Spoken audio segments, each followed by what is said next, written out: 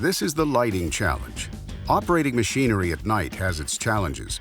Do you know what's in front of you? How about around you? Cab lighting has a huge impact on productivity. So who has better standard cab lighting? In this challenge, we drove each machine into a simulated work environment with various markers positioned randomly throughout the site. Then, with the aid of cameras, inside and outside the cab, we were able to document just how well the machine shined. The results were illuminating. The Case is the only machine with standard 90 and 45-degree side lighting. And it was clear in our test that the Case lit up the job site far more than our competitors.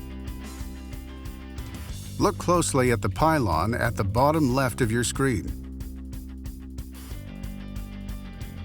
The difference is clear. Also, look at this view through the front window of the cab. It is clear that the Case outshines the competition. Remember, having standard 90 and 45-degree side lighting allows an operator to work faster and more efficiently on the job site.